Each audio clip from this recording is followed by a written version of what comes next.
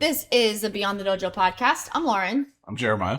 You know, the hardest thing about being pregnant and also having like almost 25 years of karate experience is like you can still kind of do karate while you're pregnant for at least a while. And because it was my second pregnancy, it got bigger sooner. So I was like massively pregnant for like a long time. And it took everything I had that whenever a student would like not lift their legs, like not lift their knees up when they're doing a front kick, or not be able to like load a roundhouse kick when they knew how to do it, or not be able to like get into stance. It took everything in me to not be like, listen, I am huge. I have a giant pregnant belly. I literally have a physical obstruction stopping me from doing these techniques to my fullest extent. And I can still do it better than you. Also context, but still. So I had 9 months of, you know what the hardest thing about being pregnant is? Is me saying that. The hardest thing changed every couple days. Is that what I said at the time? Well, in my mind, and for the karate part. I mean, granted, there were other things that were difficult. You know but the like hardest teaching, thing about being pregnant is like sitting down. Tell us about being pregnant. You know what the dear. hardest thing Tell about us being all pregnant about is like standing up. Yeah. Tell me how hard it is to be pregnant, dear. Listen, I am lifelong pregnant. That's right. Lifelong pregnant. I actually saw a video about that with a kid like mimicking his dad today. It was really funny. Makes me think of Bluey.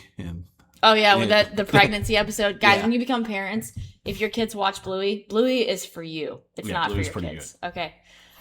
Anyway, but like even on the roundhouse kick night, like I had an in-depth roundhouse kick night, I'm like, okay.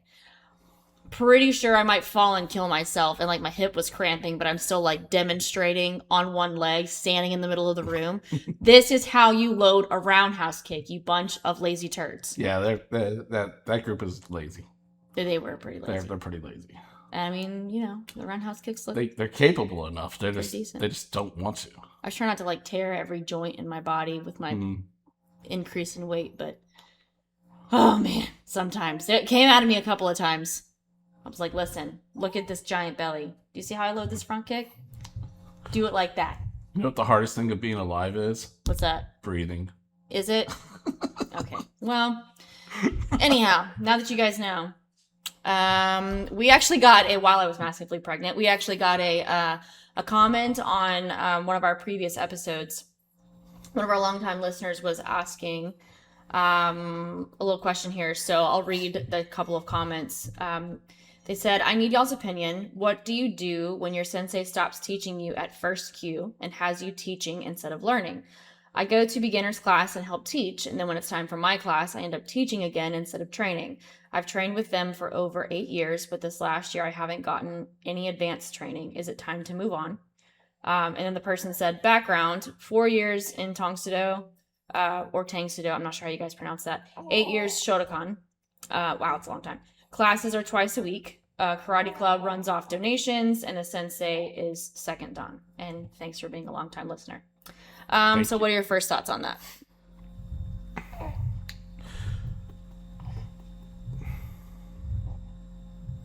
I mean, I can give you my first thoughts. Yeah. So my first thoughts, you know,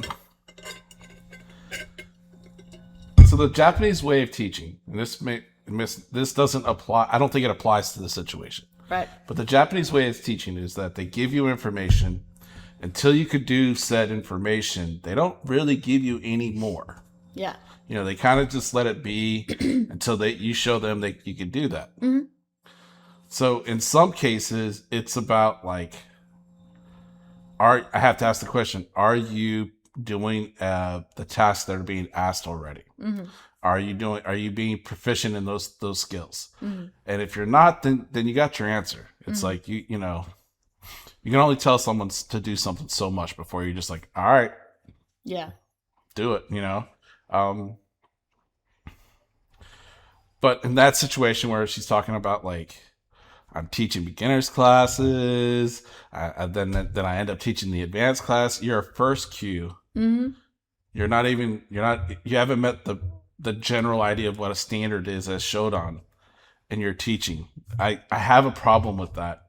In our own past history, and I just, from that past history, I don't ever want to put anybody in that situation again. Yeah. You know? So I have a problem like sharing, not because I don't think I have capable, like other black belts at our dojo that are way more capable. I just don't ever want someone to feel like it's their obligation. It's, to teach because we're not a club, it's at the end of the day, it's a business. We take, there's membership fees, there's this and that. So there is that aspect. Yeah. And, some people at first enjoy teaching, but then yeah, the monotony of it.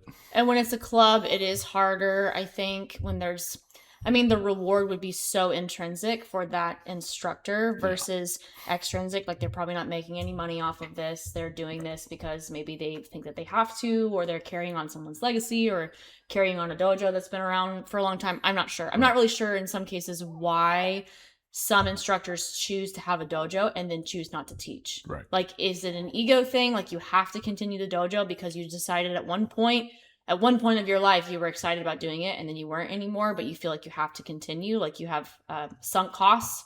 Is that the problem? I'm not really sure. Because I totally, our community, my dojo, the dojo I grew up in, we went through the same thing. We had an instructor that was really passionate about it for a long time. He made a big impact. And then they reached a point where it was the same thing, just wasn't teaching. Other people were having to fill in. And then by the time I took over, you had yellow belts teaching, yellow belts as in like 8th Q, teaching brand new beginners. Yeah. It was a mess. It was a mess.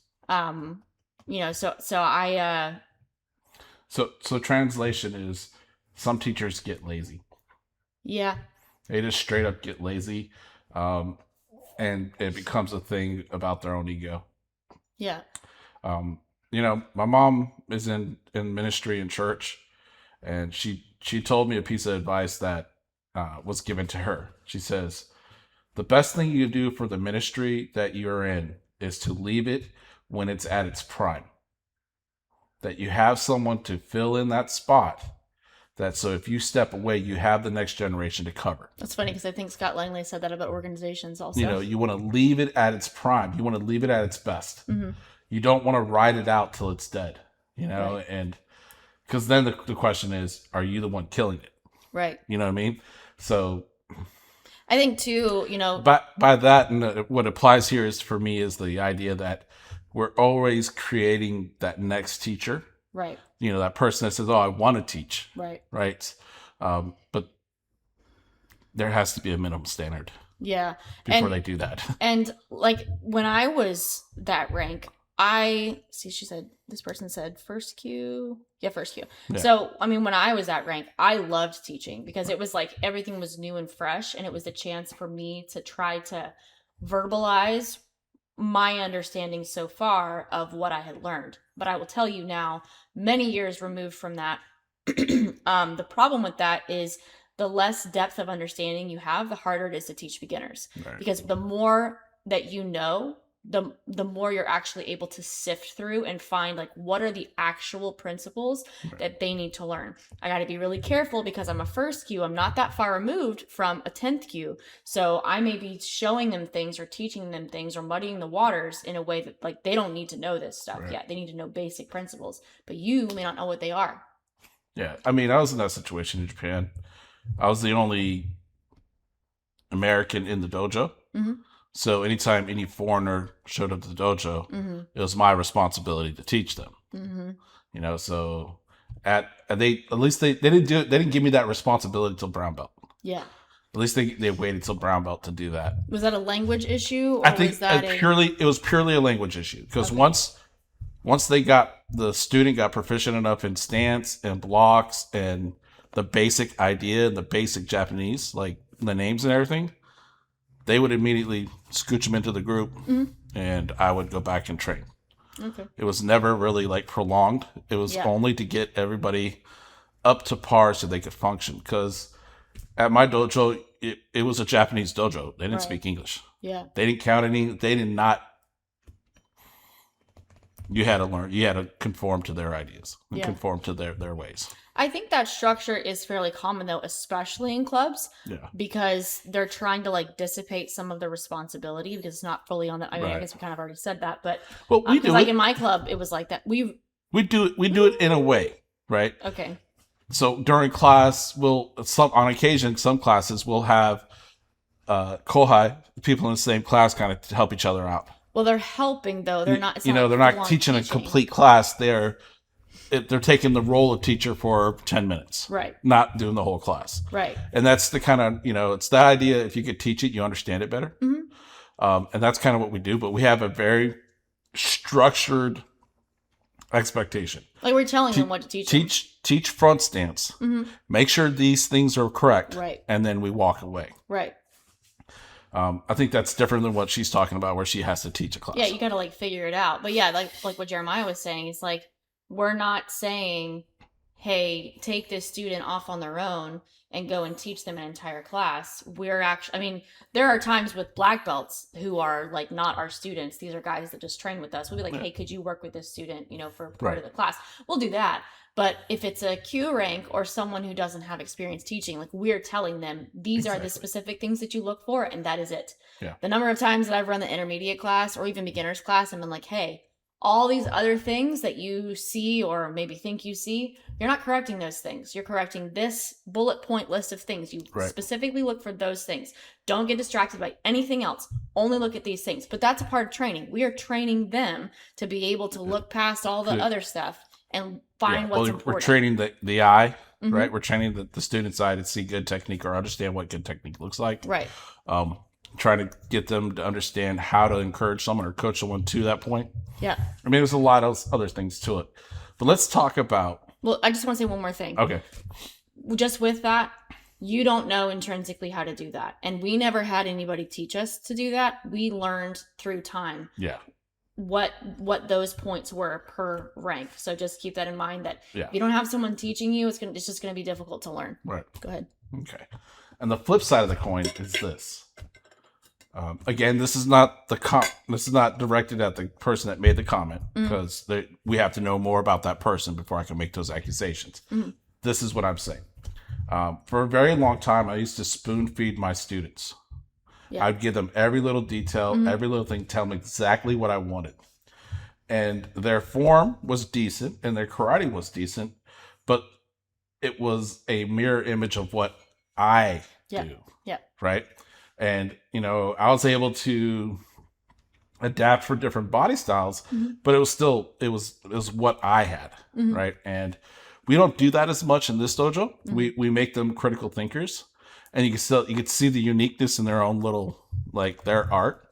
So the question is this: are you, as a student who feels like you're not being taught advanced moves or advanced ideas, are you a critical thinker enough? Are you independent enough and doing your own, maybe not research, but like own training, own dive into it? Are you critical of what you're doing? Are you, if your sensei says, you got to bend your knee, are you bending the knee enough? Right. Are you bending it? Are there limitations that are legitimate? Are you being that way towards turning the magnifying glass on yourself, right? And trying to figure that out. Sometimes that might be where you're at and you need to learn how to do that. I'm not saying that. Again, I'm not saying that about the comment, the person that wrote the comment. I'm just saying that could be the flip side of the coin, right? Well, and by the same token, let's hypothetically say that you stay. You have to have that kind of mentality and approach to your training if you expect to continue to improve. Right. So if your teacher gives you anything, which granted they're only a second dan, so I'm not going to go too much. Right. But you never know. So he could be a 20-year experience knee dan. Yeah. So, but anything they give you, you have to be willing to try to take some of that and apply it and make it better. I like I've said, I came up in that situation, like literally that exact situation. And it was kind of like that. Like I had to be able to take anything that I could. Now the advantage that I had is that there were other I had other resources. Yeah. They weren't the head sensei, but there were other teachers that I could learn from to try to glean at least a little bit. Actually, it was a significant amount, but that was pretty much my only hope, was I had other people, Right. you know, feeding into me. I was a kid though. Like I was, you know, 13, 14 and older. So there was pretty much no chance unless I had somebody else teaching me. Also, the internet was very slow back then, and YouTube wasn't as popular and those things. So the other thing is, like, you know, are you asking genuine questions? Are you, you know, within the training, even if it's something that you know, the same class, like the blueprint of a class is done over and over again, you're finding you're being bored in it. Are you challenging or not challenging, but questioning with a sincerity to learn? Mm-hmm. Towards the sensei? Are you challenging? I hate the word challenge, because I don't want it to sound like, you know, ego based. It's not. I'm just saying, like, does your questions provoke thought in your teacher to encourage that teacher to be better, or to go in more depth, to be more elaborate? Maybe your questions could encourage your teacher to take and be more active in his own teaching in his own ways, and maybe that's something he needs or she needs. Yeah, without being challenging. Like condescending or you know, it is what it is. You're in the situation. Try to find the solution. Right.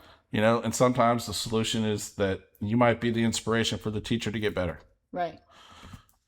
You know, you might need to ask those questions to yourself. Yeah.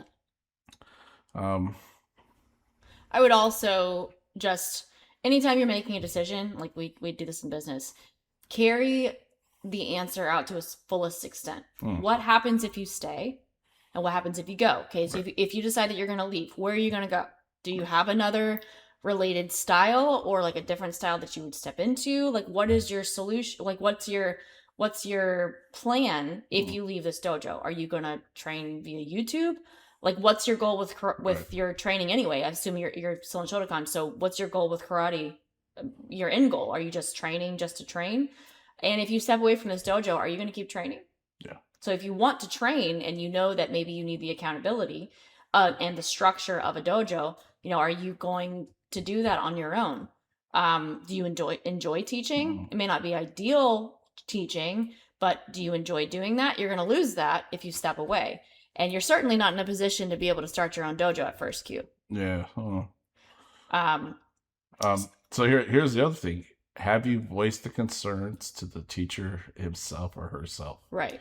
Have you made it clear that, hey, you know, I come here, I don't mind helping out with the beginners, but when it's time for me to train, I want to train. Right. You know, make that clear, because maybe you have a knack for teaching and the teacher's like, oh, he does a good job. Here you go. You excel in that area. Yeah. Maybe that's it. I'm not saying that's right. I'm just trying to you could also find options to figure out to navigate through that, right? You could also, I mean, I don't know if you're part of an organization or if you have like a dojo syllabus that you guys are adhering to get you to Shodan, because if you're at first Q, you should be getting ready for Shodan at this point. So ask the questions like, hey, what are the specific things that I need to do to get ready for Shodan? Or like, what's the next step for me? You could have that as an open conversation with your sensei if they're willing to have a conversation, or find it out on your own. Like if you know you're part of a specific organization, try to look for their syllabus. Let's just say this too, because this is the flip side of that comment is this. If you ask those questions and your sensei is offended or, you know, gives you a little bit of a hard time, then you got your answer. That dojo is not for you. It's simply true. If you're looking to further your studies, to get better in karate, to learn more, and by asking those questions, your sensei is offended and kind of gives you a hard time, then that is your answer. That place isn't for you. You have to find somewhere else. It is, and just to reiterate, it is very difficult to train on your own. But we know lots of people who, for whatever reason, one or another, they've moved away from their dojo or they're disconnected from an actual dojo. And we have like a number of episodes on this, on solo training and all that kind of stuff. And you may have listened to those. You know, if you choose to step away, you have to create structure. If you haven't, go back to I don't remember what episode it is, but we're plugging. We've done episodes on solo training and stuff like that. And, if you're going to do it on your own, it's a lot harder when you're at Q rank. Yeah. It really is. Like, Shodan is the standard for a reason. It at least shows that you have a grasp of the basics. Now, I don't know what you look like as a first Q. I mean, so that could be a whole other discussion, but Shodan is supposed to be an establishment of the basic standard. So if you at least have that much, you should be able to have the judgment of, like, when you're looking at YouTube, because that's pretty much where you're going to have to go, is YouTube or seminars or whatever else. Yeah. It's going to be a whole other can of worms, but yeah. You have to be able to judge what to take in at your rank, and that is really hard. Yeah. And we've had other episodes where we talked about, we receive coaching from Steve Ubel Sensei, and to be honest with you, I think if we weren't, we wouldn't know where to go. We wouldn't have known what to do for these past, because this is our 10th year of having communication with him, and we wouldn't have known what to improve on or which direction to go, because we didn't have a sensei to tell us where to go. If your sensei's not going to do that, well then, I guess it doesn't matter. But if you can find someone that you trust and respect and whose karate you want to emulate, then that would be the next, the next best case scenario, is you have someone who is looking at what you're doing. Unfortunately, now there's a lot of, like, Patreon or online trainings that different senseis give, where you can interact with them and get that help. Yeah, it's just still is different than having specific coaching for your absolutely level. But there is hope if you feel like you're isolated and there's no other option. Yeah. But like Lauren said, if it doesn't work at that dojo, find a sensei that resonates with what you want in karate, and then be diligent about it. Be a good student about it. That's, I think, is really important. And another note, like, if you end up on your own, is videoing yourself is invaluable. So if you don't have the eye for, like, correction, you may be teaching, but your eye may suck. The more you see yourself, or if you can see yourself, but also be given correction and be able to see it in slow motion on a video, that trains your eye to where you can eventually see it more quickly, but it also makes it to where it's easier for you to correct yourself. So there are times when we can video ourselves because we intend to send it to our teacher, but we actually look at the video and we're like, oh crap, we need to fix all this. Yeah. It takes a long time though. Yeah, and there has to be a standard already. Yeah. Well, that's what I'm saying, is like having an outside person to be like, hey, okay, we're going to watch this video together, and this is what you did wrong. We're not saying that situation is hopeless. What we're saying is it's a bad situation. Yeah. To have to be teaching all the time, and to not only feel being taken advantage of, but then not being fed on the opposite end of where you're not even getting any training to move forward. You obviously have endeavorment, 8 years, and you're still training. Most people don't do that. You have prior experience with Tangsudo, which is very similar to Shotokan, so there's a lot of that. Hats off. Good job, dude. Like, way to kind of keep working through it. But sometimes you got to take the blinders off and go, okay, this is not the right place for me, and you need to find something better. That, by better, I mean that better suits your needs and your goals in karate. And I think everything is contextual. So I don't know the age of your teacher, unless you mentioned it here. He didn't. She didn't. And then, like, what once again, what your goals are for training. So what I did is I got help from elsewhere and continued on in my dojo and just continued to be a better fill-in teacher, and eventually took it over. But that was my goal. I wanted to do that. I wanted the dojo to continue. I enjoyed teaching, and I decided, pretty early on, like, okay, I do want to take this dojo over at some point. And I stuck by that and planned the steps that I took accordingly. So You could call that manipulation. You could call it good planning. I don't know what you want to call it, but that's what my goal was, and that's what happened.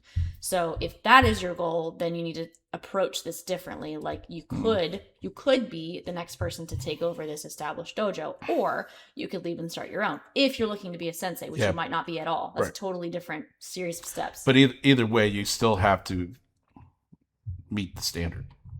Yeah, no, you have to actually be good, and you have to have someone hopefully have someone pouring into you. So yeah, awesome. I hope that helped you. I don't know if it did, but there's a lot of consideration. Yeah, there's a lot of we babbled on a little bit. I wish there was a more direct answer, but that's the truth. Is there's so many different ways. It depends on the situation. Yeah. We wish you the best, and if there's anything else we could do to help you, just send us a message. Yeah. So how about this episode? What you working on? Well,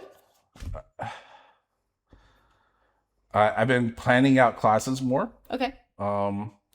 And today I worked on a class. I worked on kicks. So I did kicks today. Okay. So am I gonna have to like pregnant belly shame you into knee lifts? No. Meep. Okay. Just checking. No. What you working on? Being unpregnanted.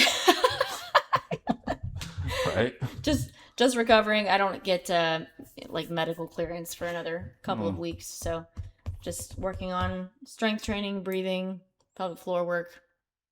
Look, you can roll your eyes all you want, but actually one of the most valuable things that I've gone through as far as like more intrinsic-ish style training was like breathing and transverse abdominis and pelvic floor coordination prior to my first pregnancy, because there's a lot of incorporation into karate once you get to a certain level. So that's been fun. It's okay if you just say nothing. What the heck? That's not nothing. Listen, I live with you. I live with you. Yeah, but I work out when you're not there, when the kids are sleeping. For real. Sometimes it's like 2 exercises, or I'm like holding the baby trying to do like good mornings or like RDLs and stuff. That's literally what happened the other day. It's me like working out with the baby. She weighs like 9 pounds now. Shut up. I was meditating. Look, I need some Zen I was meditating master to come tell me if you can meditate that fast. I bet you can. Hey, every little bit counts, okay? I'm just saying. Every little bit counts. You are not... I just trained ski. You are not... I just trained very ski. Encouraging. I just trained punches. For those of you who are audio listening, Jeremiah's punching at the air with a goofball. Anyway, okay. Well, that was fun. Hopefully that answered your question. Talk to you soon. So. Bye! Bye.